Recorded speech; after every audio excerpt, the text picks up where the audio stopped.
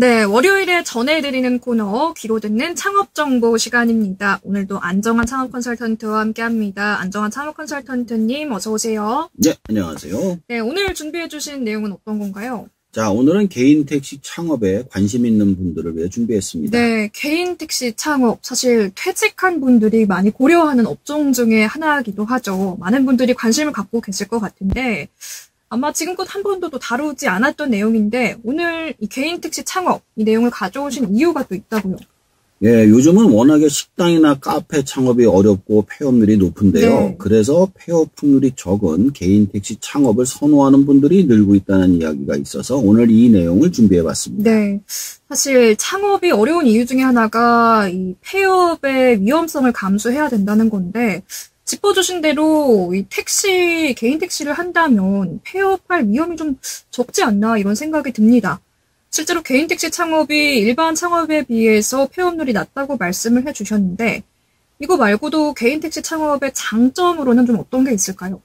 네, 방금 얘기하신 대로 개인 택시 창업은 음식점이나 카페 같은 일반 자영업에 비해 상대적으로 실패 확률이 낮다는 점이 가장 큰 장점입니다.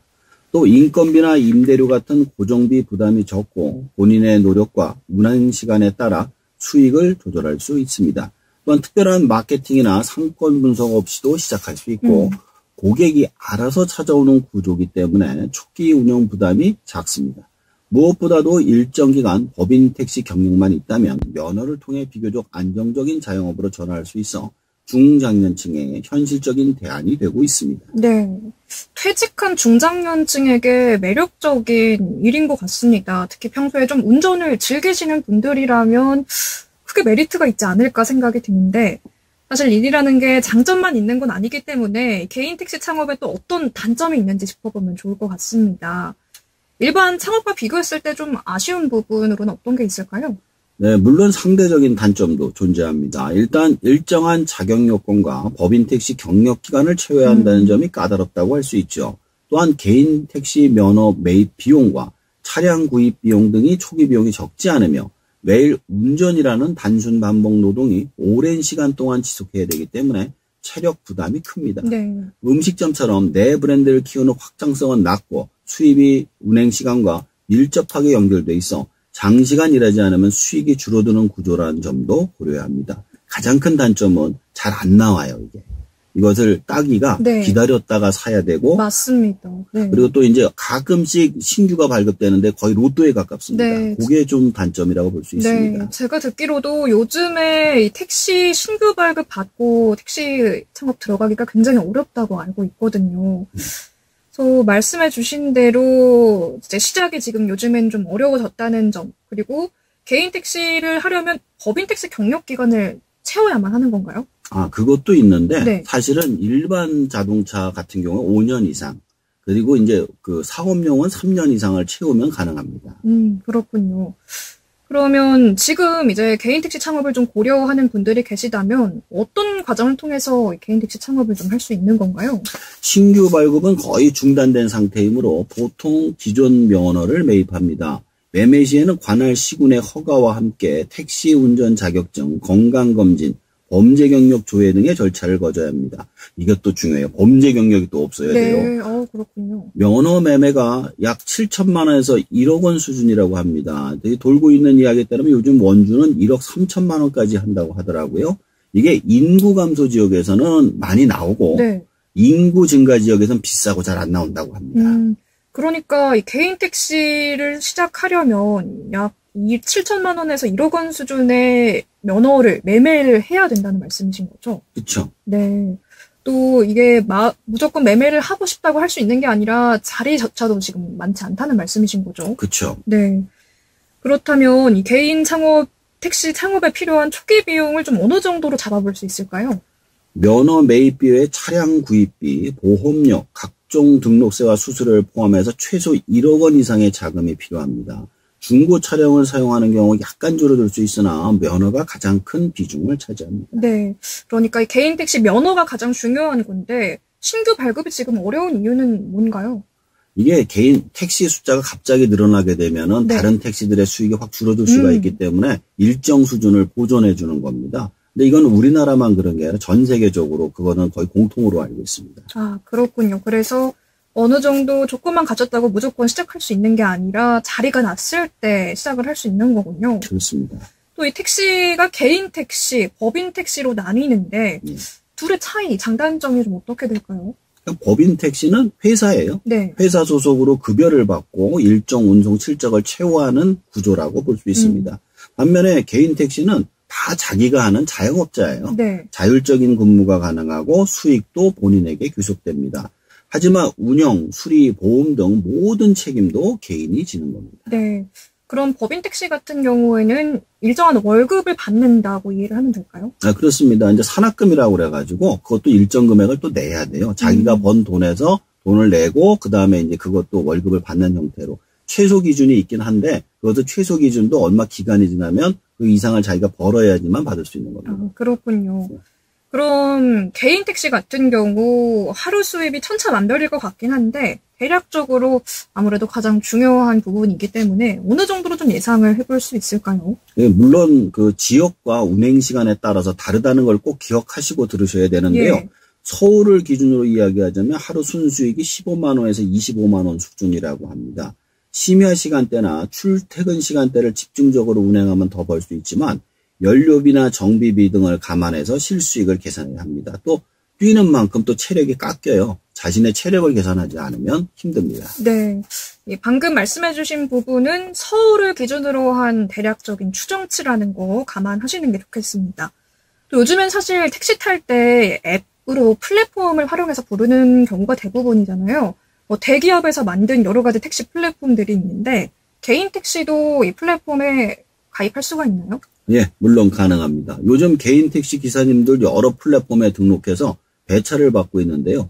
다만 일부 플랫폼은 평점과 리뷰에 따라 호출량이 달라지기도 하니 서비스 관리를 하시는 게 굉장히 중요하다고 볼 수 있습니다. 네, 그런데 이 택시 앱 플랫폼 같은 경우에 수수료가 꽤 있다고 들었습니다. 이제 기사님들이 이 대기업에 수수료를 내야 되는데 이런 부분이 좀 부담스러울 것 같아요. 어떻게 보시나요? 네, 플랫폼마다 호출 수수료나 광고비, 멤버십 이용료 등이 있습니다. 이는 플랫폼별로 다른데요. 예를 들어 K모 플랫폼은 호출당 수수료가 약 1,000원에서 2,000원 정도 부과가 된다고 합니다. 하지만 이렇게 수수료가 부과되는 대신 배차율이 높아진다는 장점이 있죠. 네. 그러니까 요즘은 이렇게 앱을 통해서도 택시가 운영이 되고 있습니다. 그래서 이런 부분들 잘 관심 있는 분들은 체크를 해두시면 좋을 것 같은데 제 주변에도 그렇고요. 이제 은퇴를 앞둔 분들이 개인 택시 창업을 고려하는 분들이 굉장히 많은데 은퇴 후 새로운 시작으로 추천하시나요? 일단 제가 볼 때는 무엇보다도 체력과 교통환경 적응 능력이 뒷받침되어야 한다고 생각합니다. 운전이라는 게 그냥 단순하게 잠깐 운전하는 게 아니거든요. 이거는 하루 종일 운전을 하는 거기 때문에 이게 보통의 집중력하고 체력을 갖고 있지 않고서는 유지하기가 힘듭니다. 네. 60대 이후에도 충분히 가능하지만 장시간 운전과 스트레스 관리에 대한 준비를 하시고 하셔야 합니다. 네. 체력과 교통환경 적응 능력이 좀 필수적이다. 이렇게 이해를 할 수 있겠습니다. 그런데 앞서서 말씀해 주신 대로 개인 택시 지금 이 시작이 좀 어려운 상황인데 법인 택시는 좀 장벽이 낮은 편인가요?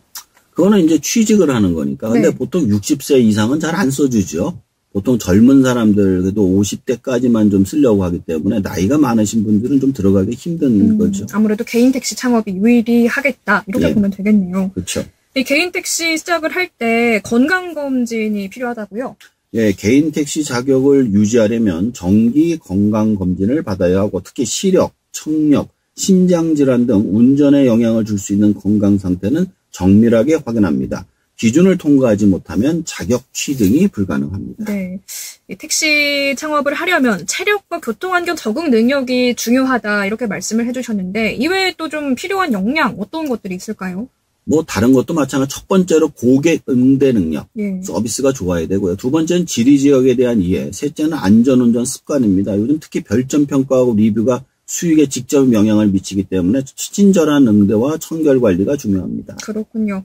여성 운전자의 개인 택시 창업도 가능하죠? 아, 물론입니다. 최근에는 여성 종료 택시, 안심 귀가 서비스 수요도 늘어나면서 여성 개인 택시 기사님도 점차 증가하고 있습니다. 실제로 서울 기준 여성 비율은 7에서 8% 수준이라고 합니다. 네. 개인 택시 지금 면허 발급이 좀 까다롭다고 앞서 말씀을 해주셔서 궁금해진 부분이 상속이 가능한가요? 네, 가능합니다. 일부 조건을 충족하다면 상속 또는 양도가 가능합니다. 예를 들어 배우자나 직계 가족이 일정 운전 경력을 갖추고 있다면 상속 양수도 허용될 수 있으며 관계 법령을 면밀히 따져서 해야만 합니다. 양도가 가능하다면 그럼 지인들한테도 이 면허를 양도할 수 있는 건가요? 뭐 돈 받고 파는 거죠. 그러니까 양도라고 표현을 하는데 그러니까 자식 같은 경우는 상속이 되는 개념인 거고 다른 지인 같은 경우는 자기가 양도, 판매를 하게 되는 거죠. 네. 특히 최근에는 전기 택시가 좀 늘어나는 추세로 보이는데 개인 택시도 전기 택시가 가능한 거죠? 아, 네, 그렇습니다. 전기 택시나 하이브리드 차량으로도 개인 택시 영업이 가능합니다. 특히 일부 지자체에서는 전기 택시 구매 시 정부 보조금도 제공하므로 초기 비용을 많이 줄일 수 있습니다. 네. 개인 택시 창업을 할 때 좀 주의할 점 어떤 것들이 있을까요? 일단 첫 번째는 면허 시세를 모르고 고가에 구입하는 경우입니다. 두 번째는 수입을 과대평가하고 차량 유지비, 보험료 등을 강구하는 거죠. 사전에 현실적인 수입과 지출 구조를 정확히 계산해서 구입을 하셔야만 합니다. 네, 현실적인 수입과 지출 구조를 좀 미리 파악을 해두고 그에 맞는 차를 고르는 게 중요하다 이렇게 말씀을 해주셨는데 보험료를 간과하는 경우가 있다 이렇게 말씀을 해주셨습니다. 그럼 보험료를 좀 어느 정도로 알아두면 좋을까요? 일반 자동차가 100만 원 내에서 좀 아래쪽이에요. 근데 개인 택시는 사업용 자동차로 분류가 되기 때문에 보험료가 상당히 높습니다. 연간 보험료가 300에서 500만 원 이상 되는 경우도 있고 무사고 경력과 운전 습관에 따라서 차이가 많이 납니다. 예, 또 창업할 때 정부 지원책을 잘 챙기는 게 경쟁력이 될 텐데 택시 창업 관련해서 정부나 지자체 지원 제도는 어떤 것들이 있나요? 그러니까 일부 지자체에서는 전기 택시 전환 지원금, 차량 구입 보조금, 창업 컨설팅 프로그램 등을 제공합니다. 하지만 면허 매입 지원은 없습니다. 관할 시청이나 구청 교통과에 확인해 보시면 좋을 겁니다. 네. 앞서서 처음에 이제 개인 택시 같은 경우에는 폐업률이 상당히 낮다 이렇게 말씀을 해주셨는데 그래도 폐업이 가능하긴 한 거죠. 가능합니다. 근데 폐업하는 바에는 차라리 이게 판매를 하는 게 나으니까. 다만 면허를 직접 반납하거나 다른 사람에게 양도해야 합니다. 현재는 면허 양도 양수가 활발하므로 투자금 일부도 회수가 가능합니다. 단 시세 하락으로 손해를 보는 경우도 있으니 주의가 필요합니다. 네, 오늘은 많은 분들이 관심 갖고 계신 개인 택시 창업과 관련한 내용들 쭉 소개를 해주셨는데요. 끝으로 택시 창업을 고려하는 예비 창업자에게 조언을 좀 해주신다면요? 개인 택시 창업을 하려면 면허 매입 비용, 차량 구입비, 보험료, 수리비 등 초기 비용이 최소 1억 원 가까이 든다는 점도 현실적으로 부담이 될 수 있습니다. 특히 법인 택시에서 일정 기간 종사해야 면허 양수가 가능하기 때문에 사전에 택시업계에 대한 경험을 쌓는 것이 매우 중요합니다.